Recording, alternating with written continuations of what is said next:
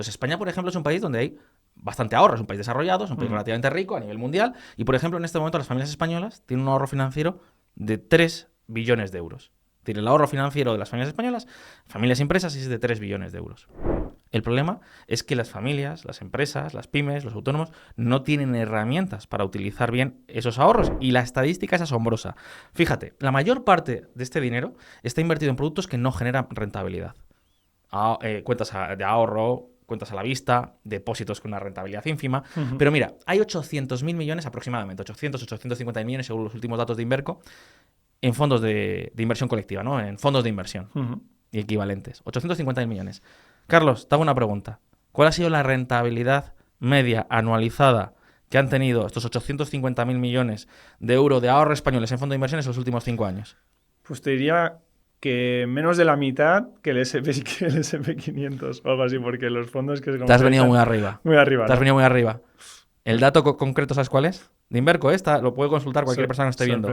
2,45%. Lamentable. No ha cubierto ni la inflación. Es decir, en un momento en el que tendrían que estar diciéndote, oye, vamos a poner a trabajar esta masa de ahorro porque nos va a hacer falta, hay que generar el proceso de capitalización compuesta, hay que invertir bien, tenemos que generar rendimientos porque tienes que acumular un ahorro que te permita vivir en el futuro. Lo que te están diciendo es, no hagas nada, no te están dando las herramientas, no te están dando la formación financiera.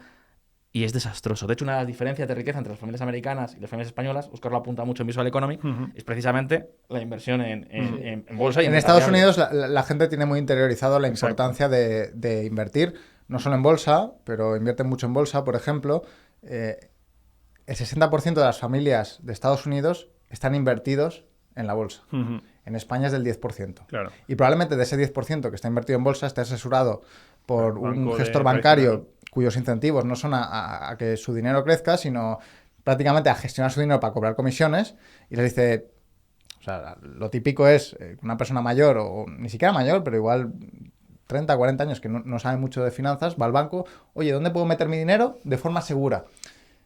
Y les meten unos productos... Con unas comisiones terribles. Es que hay casos donde las comisiones son más altas que la rentabilidad. Sí, sí. Y claro, yo he escuchado muchas veces esas experiencias. A mí mi madre me ha contado, yo metí el dinero aquí y es que perdí. Y me decía que era muy seguro. No has perdido. O sea, te lo han invertido en renta fija y lo que han hecho es cobrarte una comisión más alta de lo que daba la renta fija para gestionar ese dinero. Entonces, es que hay monetarios con comisiones muy altas, o casi monetarios con las comisiones enormes. Yo creo que el diagnóstico que habéis hecho sobre la situación de España es increíble. Y ahora me gustaría ir a las soluciones, ¿no? Alguien que nos esté escuchando sabe cuáles son los principales problemas de España, que esto, pues si rascas un poco, mucha gente, aunque por desgracia no tanta, ¿no? Llega a estas conclusiones, pero luego os pregunto, ¿qué soluciones dais vosotros, desde Visual Politic, Visual Economic, después de tantos análisis que habéis hecho, a los principales problemas que tiene España? Sí, yo creo que al final lo que la gente tiene que entender es que invertir no es un riesgo. O sea, se asumen riesgos al invertir, pero hay muchos tipos de riesgo.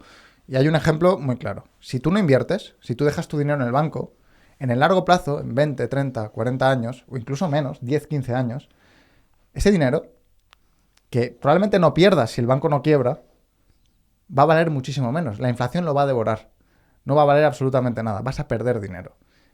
Sin embargo, lo que se nos cuenta es que dejar el dinero en el banco es lo más seguro, es lo menos arriesgado.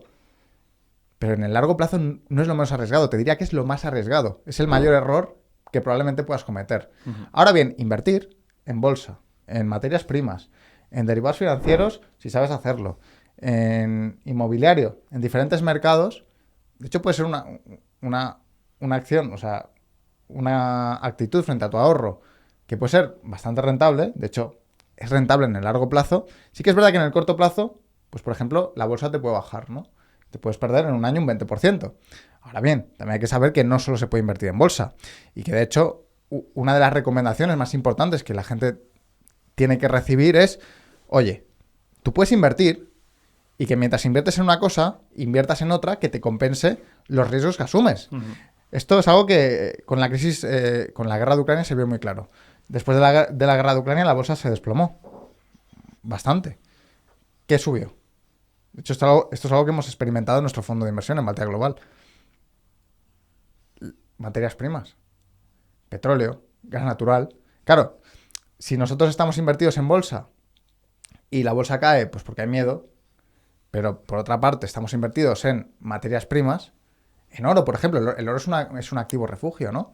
Que sirve precisamente para compensar cuando se pierde en la bolsa. Si tú te construyes una cartera diversificada, segura, siendo consciente de los riesgos, pues ahí minimizas mucho el riesgo, manteniendo esa rentabilidad que te permita construir un patrimonio a largo plazo.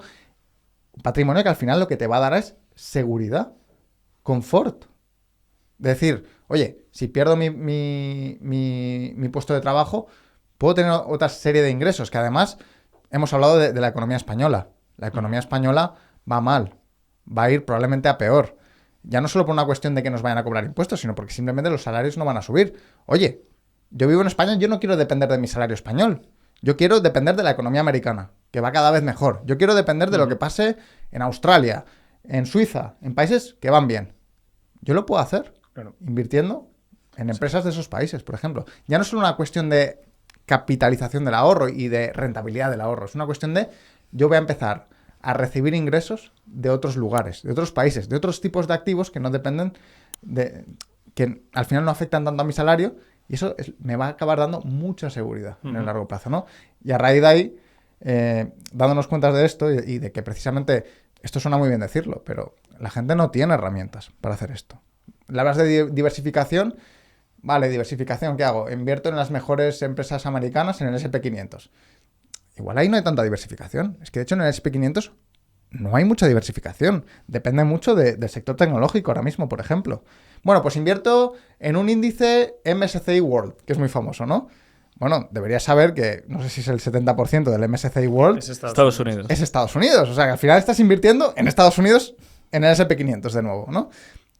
Para diversificar bien hacen falta herramientas. Hace Y falta... luego activos también, que claro, que no solo hay renta variable. Claro. hay diferentes Exactamente. activos. Es que el campo de inversión es muy grande, ¿no? Renta fija, tú puedes prestar dinero a empresas como si fueses un banco, esto es renta fija, y esas empresas te dan unos intereses por haberles prestado ese dinero. Que, por ejemplo, una persona, estoy pensando que esté en torno a los 50, 60 años, muy cerca de jubilarse, a lo mejor puede tener cierta prudencia invertir en renta variable por la exposición a la volatilidad, porque quiere tener una mayor certidumbre, por la naturaleza humana. Y ahí la condena no tiene que ser una letra del tesoro que te dé una rentabilidad ínfima. Es que hay muy buenos productos financieros de renta fija donde tienes una rentabilidad buena, elevada, incluso que está en la media histórica del S&P 500, que puedes contratar y te puedes tener una cartera diversificada con unos retornos muy elevados. ¿Cuál es el problema? Como dice Óscar, que esos inversores, esos ahorradores no tienen esas herramientas.